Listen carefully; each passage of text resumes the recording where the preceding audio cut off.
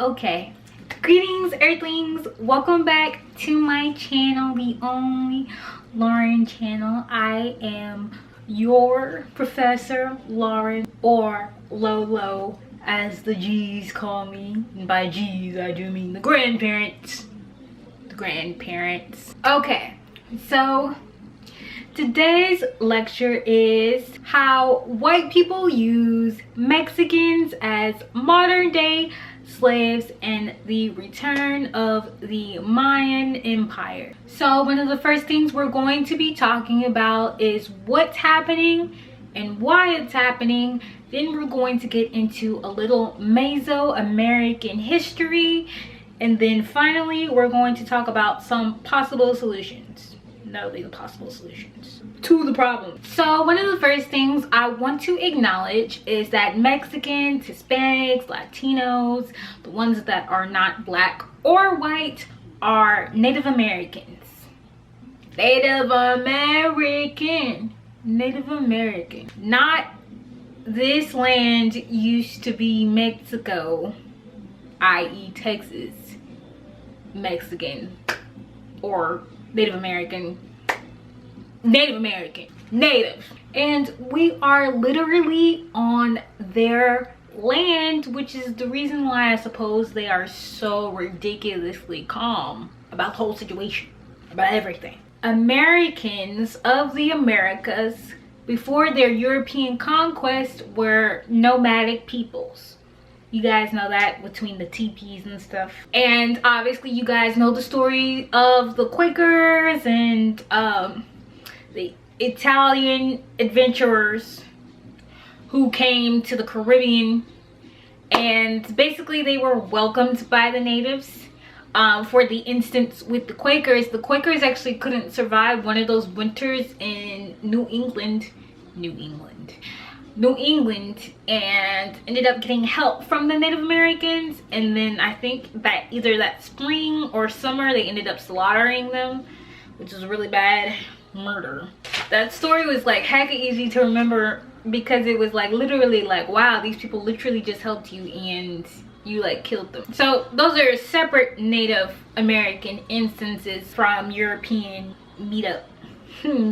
So basically when they came onto this land, it was like they came over, they took over, and they kind of did this thing the same as they did with apartheid.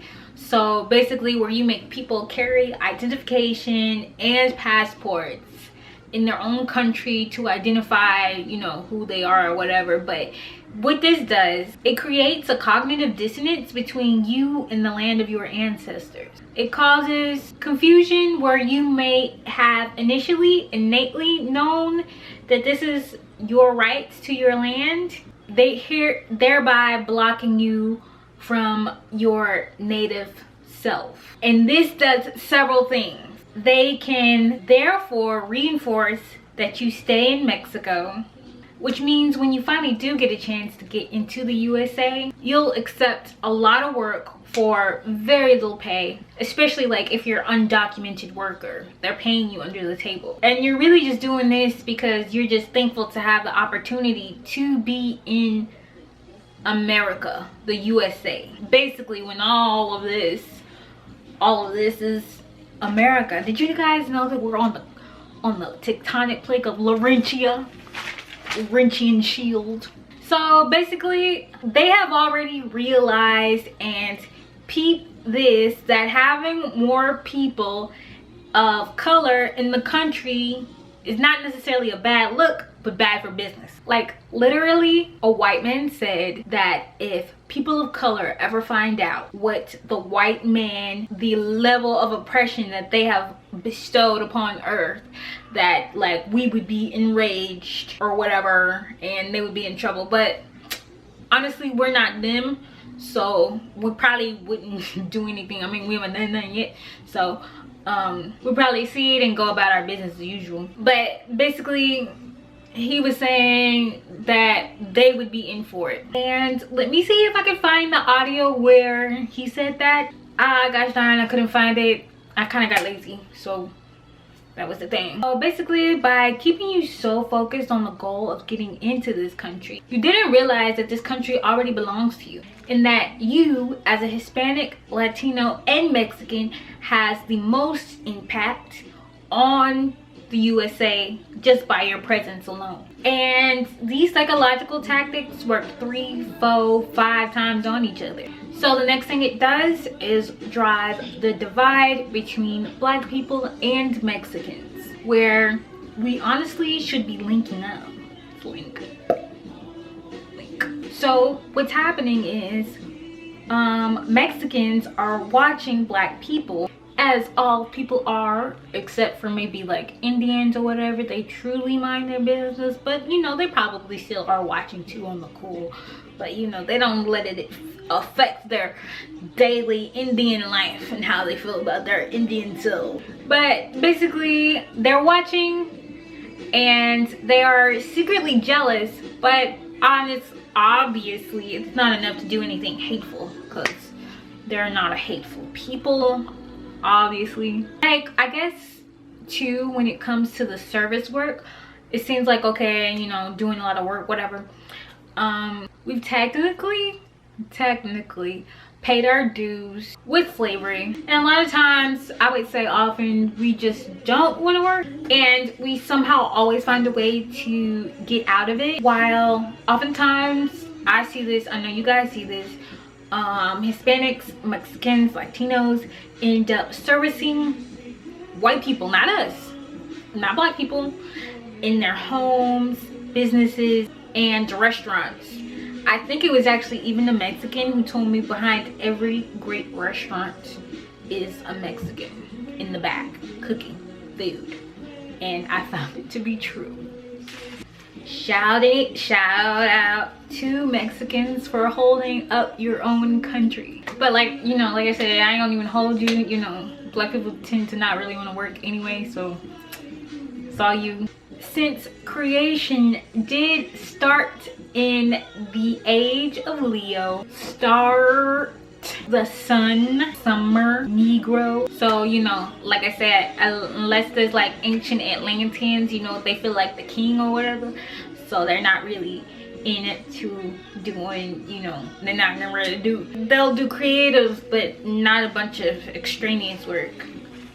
I'm not gonna lie, like, even me, I'll be a scientist. So secretly, Mexicans feel like they are servicing us and that we are not above them, obviously because of slavery and all the things that happened to us. You know, everyone knows our track record. We let ourselves get enslaved, so just chilling and stuff. So, but it's really not that you're not servicing us, Black people, you're servicing white people. So don't get it confused. That's where the confusion is. It's not us, it's them. When we're not in that. So you guys speak up a little bit. It don't have to be like a shouting or whatever. You just gotta express yourself intelligently and say, hey, you know, I'm not ready to take these days. You know, if I want to come in this country, I can, I will, and that's what I'm about to do, because it's my country anyway. That's what you need to tell them. Cállate la boca, gringo. Pinche pendejo. And this is really funny because I've been saying this for years. I've been saying this for many moons. What I'm about to say right now is basically Black Americans actually get their cool from Native Americans, because Black Americans are the coolest Black people on earth, as Trevor Noah explained, and he's seen all the Negroes, and they definitely get that from their Native ancestry, because like, you just can't buck like a Mexican. Like, you're not gonna catch them uncool. They're not an uncool people. Like Black people do. No, they don't do that. And I basically think all of this is coming from just the fact that there are so many trees in the Americas. All that oxygen in the brain allows for you to think clearly, coolly. I think it's definitely like a lot of Tarian energy, if I had to ask. If you had to ask the races, it's definitely like Tarian. So in this regard, we're pitted against each other in the most subtle of ways. Just enough that neither one of us notices. Not enough to start a confrontation, but enough to keep us separate, away from each other. And obviously having different conquistadors, English versus Spanish, different languages, also causes a divide. Putting all the attention on Black Americans, all the Black Americans, Jamaican, Black American, Brazilian, doesn't matter, where you see the shine, and but it also creates a target on this ethnic group, where the other ethnic group might be thinking, you know, hey, gosh darn, you know, so sad, man, like that's what they get for, like, you know, doing extra, you know, get a target on their back. Like, I'm glad that's not me. Glad that's not me. But, you know, I guess they say never outshine the master. Now let's get into some occult secrets and hidden knowledge before we get into this Mesoamerican history, which is really the same. It is said that during the age of Cancer, when all the floods happened throughout the whole entire world, that the Mesoamericans, the Mayans, the Aztecs, basically the American people, were the only ones who did not get flooded on. So whereas the rest of the world got wiped out, the Americas didn't. And no one knows why. I think I want to do like part 2 and 3 of this series. And the reason why this is believed to be is because they are thought to be a colony of the ancient Atlanteans, or the current Atlanteans, so far as we know. Dance from a dog and night. Woo, woo, woo, woo. And get your wrist twisted like a stir fry. Now, what does this all mean? As we dive deeper into Mesoamerican culture, and we're gonna make this part really quick because we want to do a part 2 on the Mesoamerican culture on itself, the history. I found some really interesting stuff, really interesting.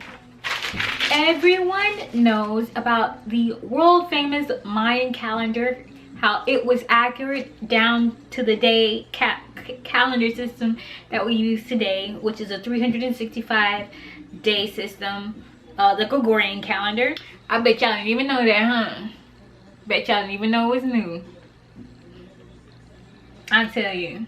And there was also a separate 260-day calendar, which was thought to believe to track the menstrual cycles of a woman and the pregnancy, her pregnancy.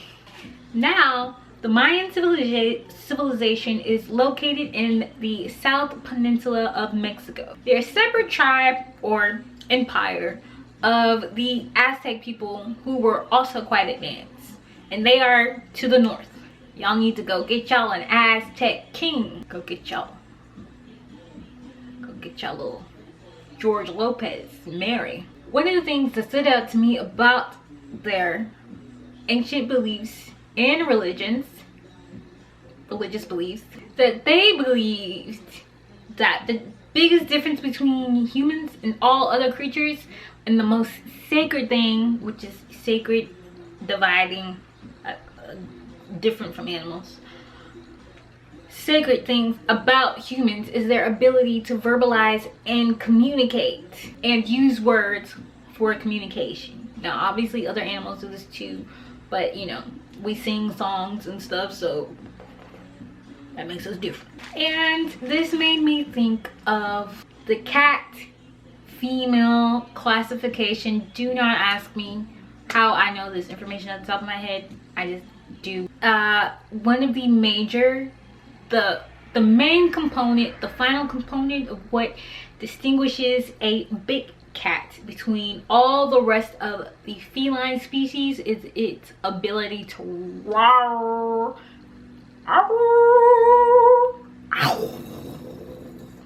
Is that a roar? Despite the size.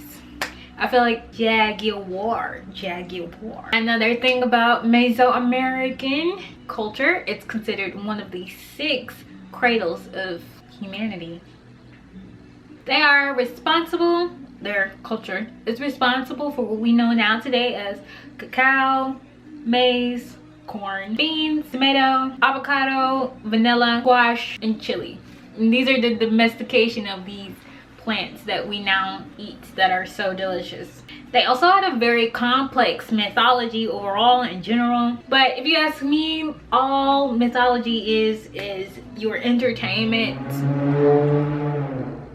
that somehow lost its context over the years. Like I don't know, did I ever post that video? Avengers is just like mythology, you know. Someone in the future what did they mean? They didn't mean nothing. They just wanted to see Tony Stark and Captain America fight. Entertainment. There actually was deeper symbolic meaning in the movies that I'm the only person that seemed to catch, but whatever, we're not talking about that. So the Mesoamerican arithmetic is very much a treat, as its numbers have both symbolic and numerical meaning, dualistic in nature. Now I basically had to stop because, like I said before, I'll be making a part 2, and it was quite a bit of information. You can't cover one culture set of peoples in this. I'm actually talking about like pretty much like all of Americas too, but like honing in on one set of people, the Mayan. There is so much to learn on native culture, and they're actually quite rich in culture. We're often taught a lot of European ancient culture, and this is very unfair, obviously. So what I wanted to talk about is a few possible solutions to these modern day slavery that we are encountering these days as we look at it. I just think that I feel very much that Mexicans, Hispanics in general, Latinos are like the most capable of being in office above all the other cultures. They deserve to be there the most. They should be running. There should be a Hispanic president. Almost every president probably should be Hispanic, Mexican, Native American. The politicians, Congress. That would be like the easiest way to take over. The easiest way to take over, and just sort of in this modern slave mentality, and also too, you setting an example for future generations. When you do amazing things like this, they'll be like, you know, I can be a better person because I don't have to just be like Sister Chavez or whatever, you know. Even though Sister Chavez was a great, you know, influence, there's only Sister Chavez that's like prominently known. So like I would like to see more like Hispanic men like step up.